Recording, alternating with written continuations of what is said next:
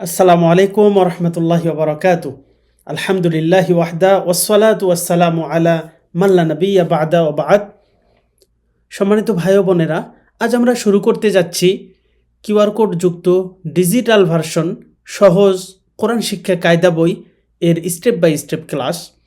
এই ক্লাসগুলো আমরা খুব শর্ট টাইমে প্রত্যেকটি ক্লাস নেব, যাতে আপনারা আমাদের এই কায়দা বই অথবা কোরআন হাতে পাওয়ার পর সেটা স্ক্যান করে সরাসরি আমাদের ভিডিওগুলো দেখে খুব সহজেই কোরআন সহি এবং শুদ্ধভাবে পড়তে পারেন। এটি হচ্ছে আমাদের মূল লক্ষ্য উদ্দেশ্য। তো আমরা শুরু করতে যাচ্ছি আজকে সহজ কোরআন শিক্ষা কায়দা বইয়ের ক্লাস। ইনশাআল্লাহ আপনারা আমাদের সাথে থাকবেন। যে কোনো পরামর্শ এবং কোথাও যদি বুঝতে কোনো সমস্যা হয় সরাসরি আমাদের নাম্বারে যোগাযোগ করবেন অথবা আমাদেরকে SMS করবেন আমাদের মেসেঞ্জারের মাধ্যমে, অথবা হোয়াটসঅ্যাপে আপনারা আমাদেরকে নক দিতে পারেন। আমরা আপনাদেরকে হেল্প করব ইনশাআল্লাহ। চলুন আমরা তাহলে শুরু করি। আউযু বিল্লাহি মিনাশ শাইতানির রাজিম। বিসমিল্লাহির রহমানির রহিম। রব্বি জিদনি ইলমা রব্বি জিদনি ইলমা রব্বি ইশরাহ লি সাদরি ওয়া ইয়াসসির লি আমরি ওয়াহলুল উকদাতাম মিন লিসানি ইয়াফকাহু কওলি। কোরআন মাজিদ পড়তে হলে 5টি বিষয় জানতে হয়। সর্বপ্রথম এখানে আমাদের লেখা আছে। এই 5টি বিষয় কি কি এখানে সেগুলো বিস্তারিত আমরা দিয়েছি। 1 নম্বর হচ্ছে হরুফ। হরুফ এটি বহুবচন শব্দ, যার এক বচন হচ্ছে হরফ। আমরা হরফ জানি, হরফ অক্ষর অথবা লেটার ইংরেজিতে বলা হয়।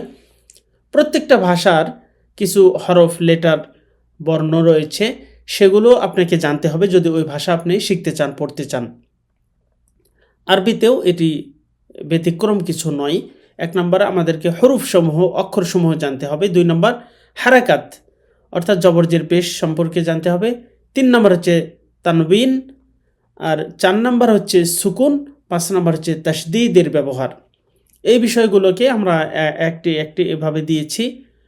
হরুফ এটি হচ্ছে বহুবচন, এক বচনে হচ্ছে অক্ষরসমূহ আলিফ লাম মিম, আমরা উদাহরণস্বরূপ এখানে দিয়েছি।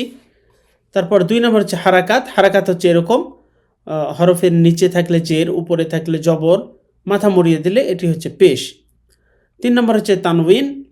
2 জবর 2 জের 2 পেশকে তানবিন বলা হয়। 4 নম্বর হচ্ছে সুকুন। সুকুন এরকম থাকবে, অথবা এরকম, অথবা এরকম। আমাদের কোরআনে আমরা সাধারণত এটিই ব্যবহার করেছি। এবং তাসদীদ, 5 নম্বর হচ্ছে তাসদীদ, এরকম থাকবে। এখন আমরা সরাসরি চলে যাচ্ছি আমাদের অক্ষর পরিচয়। এখানে আমরা চলে যাচ্ছি। ছন্দ সুরে আরবি 29টি বর্ণমালা। এখানে অনেক চমৎকারভাবে লেখা রয়েছে, উপর থেকে নিচে টান অথবা নিচের দিকটা ডানে টান। আলিফ তার নাম, আলিফ তার নাম। এই অক্ষরটির নাম হচ্ছে আলিফ। আলিফ হরফটি খুবই ইজি। উপর থেকে নিচে একটি টান দিলে এটি আলিফ হয়ে যায়, খুবই ইজি। অথবা আপনি বলতে পারেন যে কলমের মতো একটু দেখা যায়। এই আলিফটি আরও এক রকমের হয়, যখন কোনো অক্ষরের সাথে লেগে আসবে, মিলিত হয়ে, তখন আলিফের রূপটা এরকম থাকবে। খাড়া দাগের নিচে ডানে টান, এই যে নিচের মাথা ডান দিকে টান থাকবে, এটাও হচ্ছে আলিফ। তাহলে আলিফ অক্ষর হচ্ছে 2 রকমের। আমরা এটা সবাই শিখতে পারলাম, বুঝতে পারলাম। আলিফ হরফ সবসময় আলিফ থাকে না, এটি হামজা হয়ে যায়। কখন হামজা হয়ে যায়? এখানে লেখা আছে হারকাত, তানবিন, সুকুন থাকলে আলিফ তখন হামজা হয়। তাহলে বলুন তো আলিফ কখন হামজা হয়? হারকাত, তানবিন, সুকুন থাকলে আলিফ তখন হামজা হয়। হামজা হরফ কোথা থেকে উচ্চারণ হবে এটিও আমাদেরকে জানতে হবে। আরবিতে যে 28টি বা 29টি হরফ রয়েছে, 28টি কেন বললাম? যে এই আলিফ এবং হামজা এই 2টি হরফকে অনেকে একটি হরফ কাউন্ট করেছেন, এজন্য তারা 28টি হরফ বলে থাকেন। তো সংখ্যা যেটাই আমরা বলি না কেন, হরফ সবগুলোই আমরা শিখব আর কি।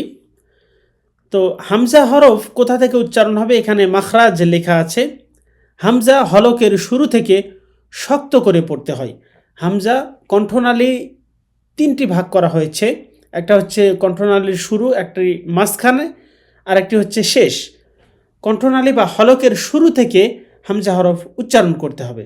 যেমন এই আলিফ হরফ সবসময় খালি থাকবে, আলিফ হরফ সবসময় খালি থাকবে। অনেকেই জবর জের পেশ বা হারকাত তানবিন সুকুন থাকার পরও এই হরফগুলোকে আলিফ বলেন, এটি হচ্ছে ভুল। আমরা যখন এই আলিফ হরফটি খালি থাকবে তখনই শুধুমাত্র আলিফ বলবো। আলিফ হরফ সবসময় আলিফ থাকবে না, এর নামটা চেঞ্জ হয়ে যাবে যখনই এর উপর নিচে কোনো কিছু থাকবে। তাহলে এই হরফটির নাম আলিফ, এটির নামও আলিফ, আর এটির উপরে জবর আছে, এই জন্য এটাকে আমরা বলবো হামজা। আমরা ইতিপূর্বে পড়েছি যে জবর উপরে থাকবে জের নিচে, মাথা মোড়ানো ওটিও পেশ, ওটিও থাকবে উপরে। তাহলে আমরা একটু বানান করে এবং উচ্চারণ করে পড়ার চেষ্টা করি। হামজাহ জবর আ, হামজাহ জের ই, হামজাহ পেশ উ, হামজাহ জবর আ, হামজাহ জের ই, হামজাহ পেশ উ, আ ই উ, আ ই উ। আমরা এগুলো বারবার রিপিট করব, ঠিক আছে? আর একটি বিষয় আমাদের মনে রাখতে হবে যে হামজা হলকের শুরু থেকে শক্তভাবে পড়তে হয়। আর একটি বিষয় আমাদের মনে রাখতে হবে যে হারকাত অর্থাৎ জবর জের পেশ যে কোনো জায়গায় থাকবে সেই হরফগুলোর উচ্চারণ তাড়াতাড়ি করে করতে হবে। জবর জের পেশ যখনই থাকবে হারকাতের উচ্চারণ তাড়াতাড়ি করে পড়তে হয়। তাহলে আমরা একটু তাড়াতাড়ি করে পড়ার চেষ্টা করব।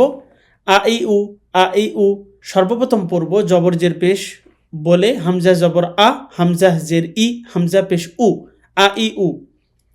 তারপরে আমরা এটি পড়ব হামজা দুই জবর আন, হামজা দুই জবর আন। দুই জবর দুই জের দুই পেশ যেখানেই থাকবে সেখানে একটি নুন সাকিন এর ভিতরে রূপ পরিবর্তন করে থাকে। এজন্য দেখুন হামজা দুই জবর আন এটি সমান সমান দিয়ে দেওয়া হয়েছে হামজা নুন জবর আন, অথবা হামজা জবর আ আমিল বে নুনের সাথে আন, এটিও আন, এটিও আন, একই উচ্চারণ একই, শুধুমাত্র দেখতে দুই রকমের লাগছে, তাই না? এখানে নুনটা দেখা যাচ্ছে আর এখানে নুনটা দেখা যাচ্ছে না, এতটুকুই হচ্ছে পার্থক্য। তার মানে আমরা এই বিষয়টি খুবই ভালোভাবে মনে রাখব। জবর যদি দুইটি হয় একটি হলো নুন সাকিন, জের যদি দুইটি হয় একটি হলো নুন সাকিন, পেশ যদি দুইটি হয় একটি হলো নুন সাকিন। এই কথাটি আমরা মনে রাখব। তাহলে সামনে গিয়ে আমরা যখন আরও অনেক বিষয় পড়ব তখন আমাদের জন্য খুব ইজি হয়ে যাবে ইনশাআল্লাহ। তাহলে আমরা আবারও পড়ছি হামজা দুই জবর আন, হামজা নুন জবর আন, হামজা দুই জের ইন, হামজা নুন জের ইন, হামজা দুই পেশ উন, হামজা নুন পেশ উন। অথবা আপনারা এভাবেও পড়তে পারেন হামজা জবর আ, হামজা জের ই, হামজা পেশ উ, হামজা জবর আ আমিল বে নুনের সাথে আন, হামজা জবর আ আমিল বে নুনের সাথে আন, হামজা জের ই, ই মিলবে নুনের সাথে ইন, হামজা জের ই, ই মিলবে নুনের সাথে ইন, হামজা পেশ উ, উ মিলবে নুনের সাথে উন, হামজা পেশ উ, উ মিলবে নুনের সাথে উন। আলহামদুলিল্লাহ, আজকে আমরা আমাদের ক্লাস শেষ করেছি। আমরা প্রত্যেক দিন প্রত্যেকটা পৃষ্ঠার আমরা ক্লাস নিব, অর্থাৎ আমাদের প্রত্যেকটা ক্লাস হবে একটি পৃষ্ঠাকে কেন্দ্র করে। একটি পৃষ্ঠা আমরা প্রতিদিন একটি ক্লাসের ভিতরে রাখবো ইনশাআল্লাহ। এতক্ষণ যাবৎ যারা আমাদের সাথে ছিলেন আপনাদের সবাইকে ধন্যবাদ। জাযাকুমুল্লাহু খাইরান। আল্লাহ তাআলা আপনাদের এই জার্নিকে সহজ করে দিন। আসসালামু আলাইকুম ওয়া রাহমাতুল্লাহি ওয়া বারাকাতুহু।